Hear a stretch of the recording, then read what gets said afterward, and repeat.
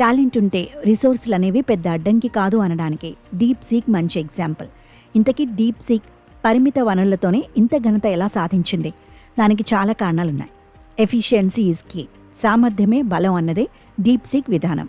Deep సీక్లో mixture of experts MOE అనే తెలివైన ఆర్కిటెక్చర్ ఉపయోగించారు. దీనివల్ల కంప్యూటింగ్ పవర్ అనేది అనవసరంగా ఖర్చు కాదు. ఇందువల్ల ఖర్చు బాగా తగ్గుతుంది.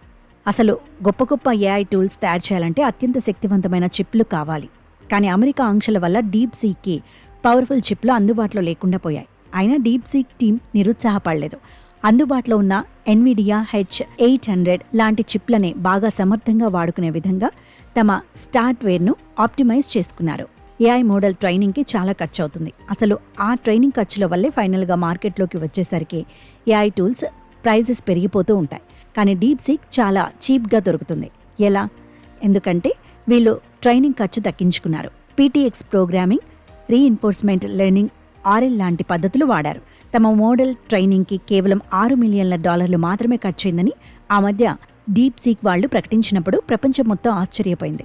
అఫ్కోర్స్ అందులో నిజాల గురించి విమర్శలు వినిపించినప్పటికీ డీప్ సీక్ గొప్పతనాన్ని కొట్టిపారేయలేం. అంత పవర్ఫుల్ ఏఐ టూల్ అంత సులువుగా జనానికి లభిస్తోందంటే అది ఖచ్చితంగా విశేషమే కదా. $6 మిలియన్ మాత్రమే ఖర్చు అనేది నిజమైతే అదో అద్భుతమే.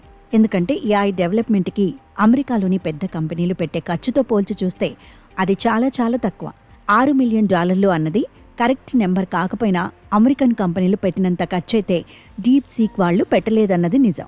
కానీ డీప్ సీక్ పనితీరు చూస్తే మాత్రం ఆశ్చర్యం వేస్తుంది. లెక్కలు, కోడింగ్, లాజిక్ ఇలాంటివి తీసుకుంటే చాలా వాటిలో deep seek models R1, V3 అదరగొడుతున్నాయి. ఎంతో ఖరీదైన ఓపెన్ ఏఐ O1, GPT-4తో ఈ మోడల్స్ పోటీ పడుతున్నాయి. ఇది నిజమని బెంచ్ మార్క్ పరీక్షల్లో స్పష్టంగా రుజువైంది. అంటే టాలెంట్ ఉంటే తక్కువలోనే అద్భుతాలు చేయవచ్చు. డీప్ సీక్ మన కళ్ళ ఎదురుగా ఉన్న సాక్ష్యం.